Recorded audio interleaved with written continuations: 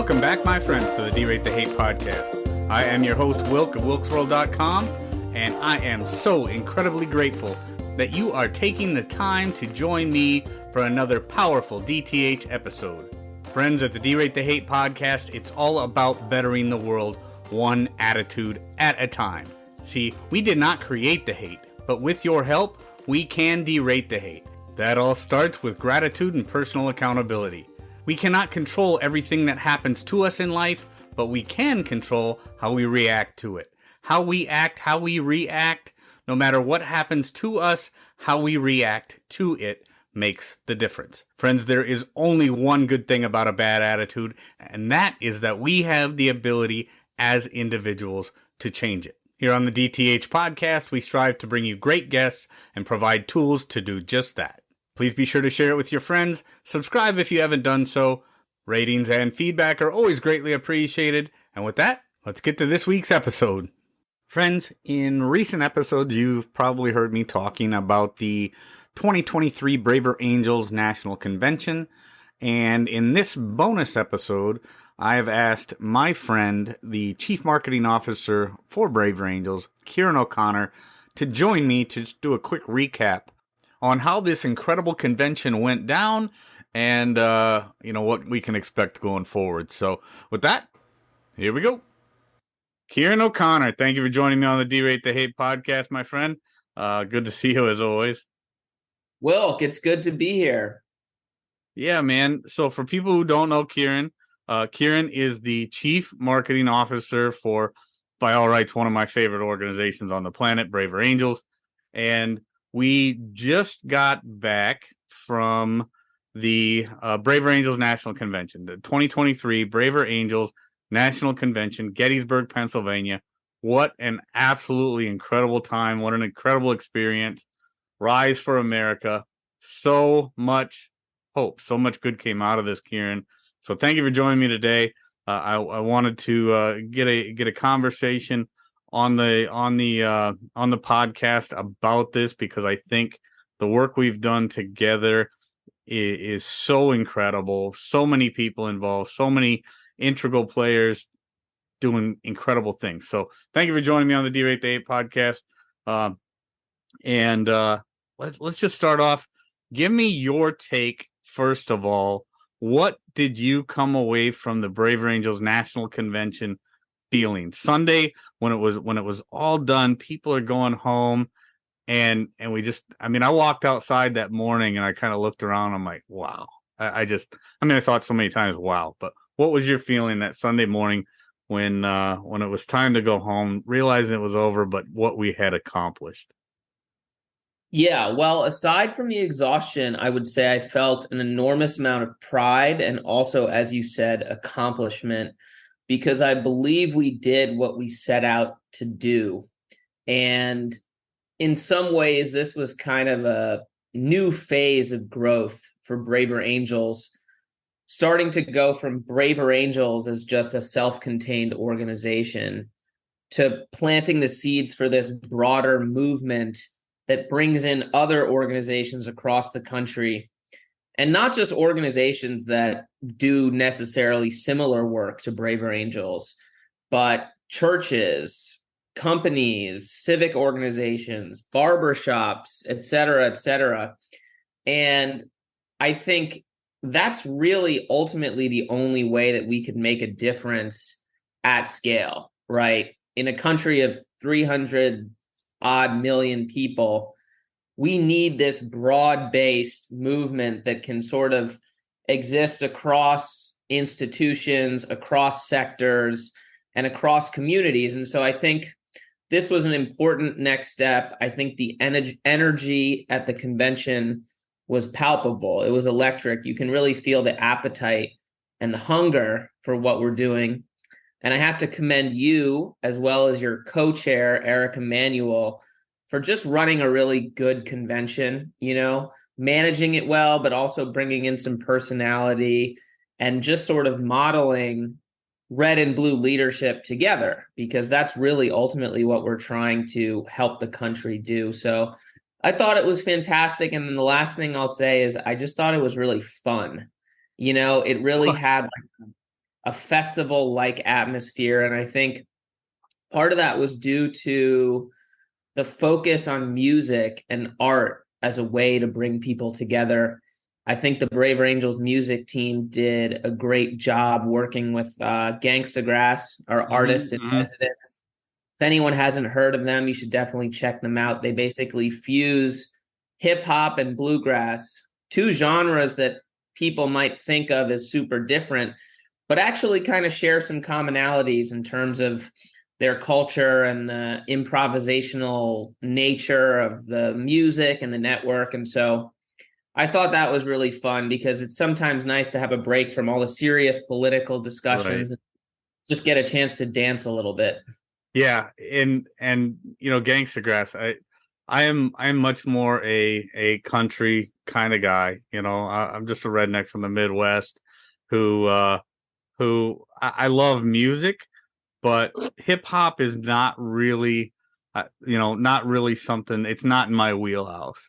But I tell you what, not only did I get an opportunity to meet the guys from Gangster Grass, and they're just very, very cool, but they took the time to actually explain a little bit how the how the genres, the two genres, the bluegrass and the hip hop, kind of run parallel in many ways, and it blended so well. It was such a good vibe. And yeah, you talk about the vibe, the electricity that we saw in there. So I just kind of want to go back to a few things you said, Ciaran. Was Thank you first of all for the compliments on the co-chair. Eric Emanuel is absolutely incredible. Somebody that I will cherish getting to spend some time with and working with throughout the convention. So that is awesome. And that thing that Braver Angels does in making an even divide or an even mix, let's just say, not a divide, even mix of what would be considered reds, blues, people who fall somewhere in between, but to keep that balance and show people that you can bring together all these people that are obviously on different sides of most major issues that we face as a country, and bring them together and just get stuff done and still have that electricity, still have that thing, that vibe of a cohesive unit. I've been to a number of business conferences in my life. And they're all kind of stuffy, and Right. you don't really know what you can, you don't really know how to feel about it. You don't really know who you're going to talk to. I had to be, over the 3.5 days, in excess of 150 conversations with different people. Most people that have very different views on opinions than I do. But I made it Right. a point to have as many conversations with as many people as possible. And I wasn't the only one. I mean, other people were doing it too. I mean, everywhere you saw, we were walking around the commons, or you look at the tables outside. Gettysburg College was an awesome place just to kind of be, because it was just kind of nostalgic anyway, right? But the tables or you go into the bullet hole cafeteria, or the little commons area there, or the coffee shop, or even in the big ballroom that we were in. You saw these people that we clearly knew were on opposite sides of the topic, because we all had the colored lanyards on, right, to kind of show people. And people were having civil conversations, and that energy was there, and people were smiling at each other, and it was just like you said, it was electric. It was very cool. So talk to me about the and just let me get back to the whole thing you said about bringing all these different organizations and things together. We know, and through the work we do together at Braver Angels, we know we cannot build a movement unless we bring together a broad spectrum of different organizations, and the organizations that we had to, we've got like Eric Emanuel, obviously, with the Institution for Local Government out in California, working with local politicians. You had Lance Walker from Walker's Barbershop in Pennsylvania. We did that incredible skit, and if anybody has a chance, go check that out on YouTube, because it's a very, very funny skit. talking about how we bring people together to build the movement. You've got my podcast, the Derate the Hate podcast. You've got all these different organizations from all over the country coming into what we're calling the Braver Network to build that movement together to rise for America. So, Ciaran, talk to me about that slogan, Rise for America. Well, I think it really puts an emphasis on action. I think part of the issue of political polarization, aside from the anger and hatred, it's also kind of a sense of helplessness. So many people, they get they hooked up to the IV drip of Fox News or MSNBC, and it's like they're sitting at home and they're staying on top of the news, but they're doing it by just sort of negative partisanship. Braver Angels actually gives people an opportunity to take action, put your shoulder to the wheel. What does it mean to be an active citizen? And I think if you care about the issues and you care about your own ideology, getting involved with Braver Angels is actually going to help you be a better advocate for what you believe in. If you are really pro-choice or if you are really pro-life, come to a Braver Angels discussion. You'll get a better sense of people who disagree with you, and that'll actually make your argument stronger because you won't be speaking to a stereotype. You'll be speaking to an actual human being. And so Rise for America is going to give people the opportunity to take follow-up action. We're going to have these coordinated events happening in all 50 states. If you go to our homepage right now, you can join the campaign. You could host a watch party, take a depolarizing within workshop, get trained to be a debate chair, or even help create your own event. I think, again, we're not telling people that they necessarily have to do everything the Braver Angels way. So long as they're part of the Braver Network spirit and they stay true to that ethos, we want to encourage people to do what Lance is doing in his barbershop, or what, folks at DC organizations are doing with the politicians, or what churches are doing in the pews. So I think the emphasis is really on action. And I think it's sort of like, I'm always thinking ahead to 2024, and we don't know what's coming down the pike in 2024, but I think we all know there's a good chance it could get pretty intense. Yeah. Yeah. So, if you think about, 2024 is like, the season, the playoffs, the big game is election time.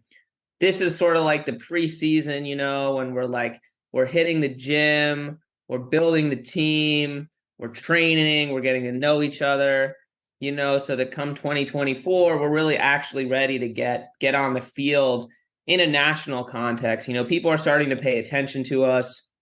We're starting to get national politicians on both sides of the aisle to come out and publicly elevate us as allies, whether that's Utah Governor Spencer Cox, who was at the convention on Saturday, or Congressman Dean Phillips, a Democrat, who was with us on Friday and told the Braver Angels audience that they are his heroes, which was a really emotional moment. And you can hear it too in Spencer Cox, who's about to take the chairmanship of the National Governors Association.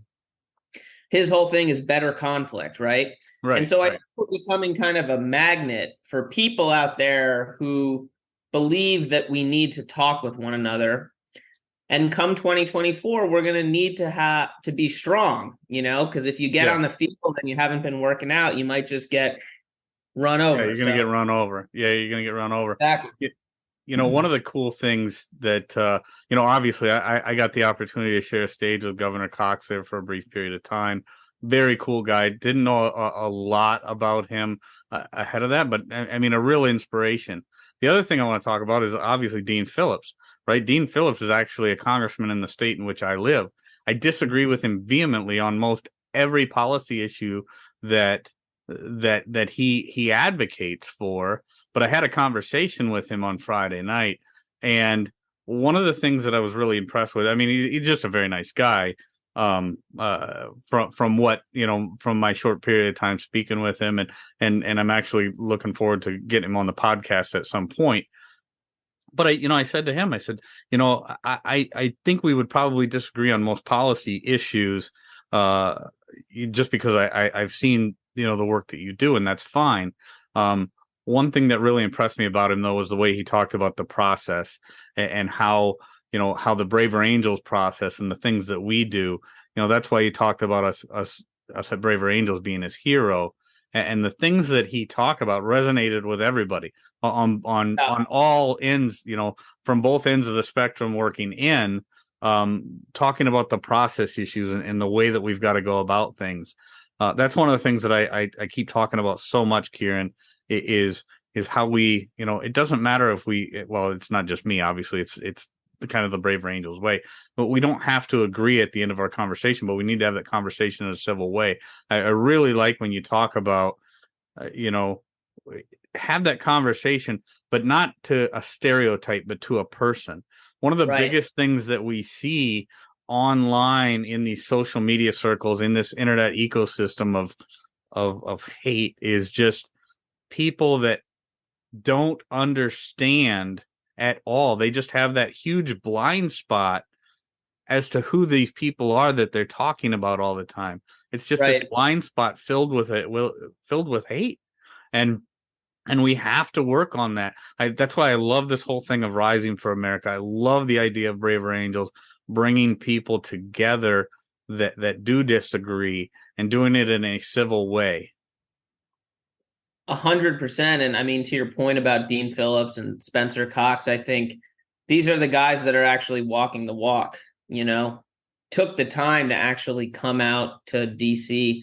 I know Dean Phillips really takes listening seriously, because he's in his district with Bill like once a month doing workshops where he has, 6 Republicans and 6 Democrats, and maybe the Republicans didn't vote for him, but he still takes seriously the fact that he represents everybody in his district. And so I think the more we can build partnerships with leaders, whether they're political leaders, religious leaders, leaders in the media, that's how we can start to make change from both the grassroots as well as the institutional level, and hopefully start to create a virtuous cycle there. Yeah, hopefully they meet somewhere, right? Because right now there is so much institutional distrust.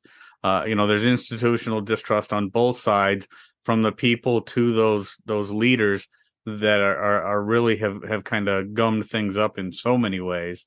And then there's the distrust between the people on either side of that political spectrum.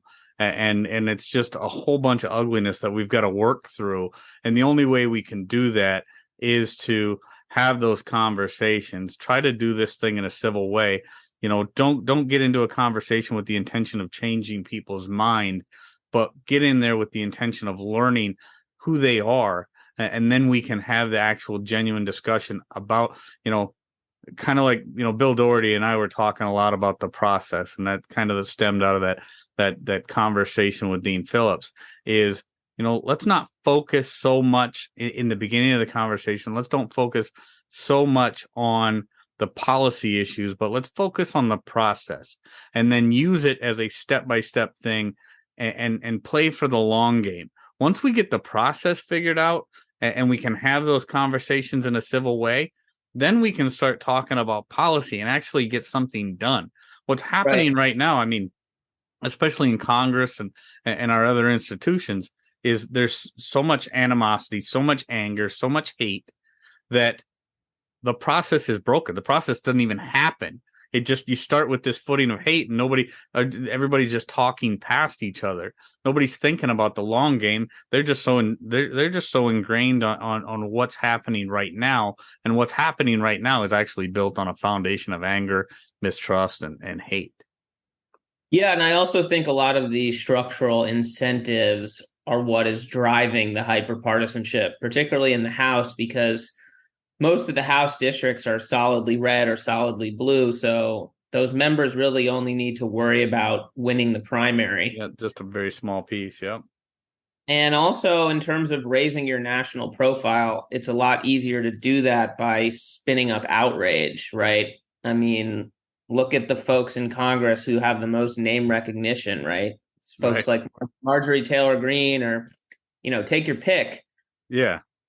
These are the folks that are, out there saying crazy stuff. And that's because it plays, right? It gets clicks, it gets eyeballs. The media companies, they make money off of clicks and eyeballs. So they have an incentive to elevate the kind of content that's whipping people up. And so, yeah, I mean, we're out there against some pretty strong structural forces, but I think that we're starting to create some momentum because across the spectrum, people are getting sick and fed up of the toxicity. Even those who are suspicious of the other side, people realize that something's broken in our conversation, just Right. on a fundamental level of decency, humility, respect. Well, you said it well. You said it right, well, right there in the beginning of our conversation, Ciaran. There is that hunger out there, and that hunger is growing because I think most reasonable people can look, and I think most people, for the most part, I mean, on a grander scale, most people are reasonable. They have some unreasonable thoughts. They say some unreasonable things, but when it comes right down to brass tacks, right, they're pretty reasonable, and people are starting to come to the realization that the anger, the toxicity, the animosity, that's not going to get it done. So they do have that hunger for civility. They've got that hunger to get along again. And that's why I love the work that we're doing with Braver Angels. So tell me, Ciaran, as you went to this, I mean, obviously you and I and so many people worked so hard, to make this convention happen. We had, what was it, 680 some delegates overall. So many great people coming together with such electricity. What was from a spectator standpoint, when you did have a chance to be a spectator, what was your biggest takeaway, as just a human being, as an American, as somebody who loves this country, what was your biggest takeaway from this convention, Ciaran? One thing that really struck me, and you mentioned it before, was the barbershop plenary. For those who are curious, you can go on YouTube and watch it. And it's essentially using the idea of a barbershop as a metaphor for the place where people have conversation, right? The public square, if you will. Yeah. It showed the power of entertainment and joy and a bit of edginess, right? Provocativeness. I think sometimes people hear about what we do and they think it's kind of soft, and it's like, oh, y'all just want to get together and hold hands and sing Kumbaya. Right. Well, actually, it's really about staring hard into the face of the issues that divide us, the issues that have enormous consequences for our future, for our children's future. And so, we had folks up on stage who have some pretty strong views, just as if you go into the barbershop, you're going to hear people saying all kinds of stuff. But at the end of the day, people are there because it's a space where you can express yourself. You can disagree. It can be fun to disagree. And, you come away actually learning something and feeling closer to the people that you got to genuinely and authentically engage with as your true self, not feeling like, oh, I just have to be, so polite and just, pretend that everything's great, So I thought that was really interesting, and I think showed us a path forward as we're thinking about how do we make this more palatable to broader public. It's like you also have to make it fun. It can't always just be so serious, and you can't always just be appealing to, people's solemn sense of civic responsibility. It's also got to be entertaining. It's got to be a punchy way to satisfy your curiosity. And so I think it'll be interesting to see how can we take the success of that plenary, the success of some of our breakouts. I thought John Wood Jr. hosted a fascinating conversation between Tavis Smiley and Ian Rowe Yeah, on that polarization was. in Black America. Jonathan Rausch hosted a really good breakout about the polarization and propaganda. Monica Guzman and her father, their sort of political story, I thought was really powerful. I mean, you can go down the list. All these experiences were sort of interesting in their own way, but ultimately it's how do we tell this story to the broader public? We're not going to be able to get, millions of Americans to a convention, but we are going to get our name out there, and we are going to give people the tools to start having their own little conventions and their own conversation. So it Right. starts with a spark. That's right. It absolutely does start with a spark, and this is something that we can and we will scale. I mean, I'm already looking forward to the 2024 convention. I took so much away from this personally. I mean, I love that conversation between Tavis and Ian. Ian. Well, both guys. I mean, obviously they're on either sides of the political spectrum, but both had a lot of valuable things to say. And then so many other great stories. I mean, I think you summed it up well. There was so much good that came out of this. I came away and I know just because of the emails and the conversations that I had, Ciaran, before we all departed, so many people just so excited, so electrified, so ready to help us scale this movement, and this is how a movement gets started. And yeah, just the exponential growth that the organization has seen over the past years. I mean, this is the first time Braver Angels had an opportunity to get together in person since the 2019 convention, and we had almost triple the people that we had there. It would be awesome if going into next year we could do that again.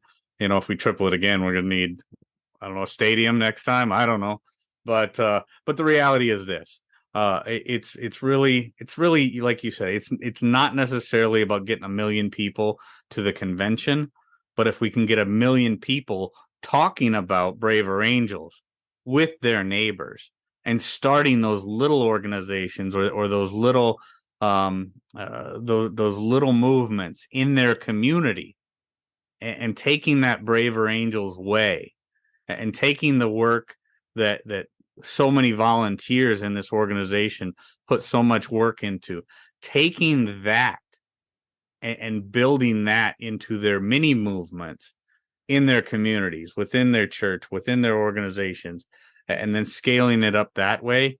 That is the grassroots movement we need as a country. And that is what's going to really move the needle away from this toxicity, away from the polarization, get people disinterested in that fear, outrage, and grievance that certain, say, let's just say media and politicians, they thrive on that fear, outrage, and grievance.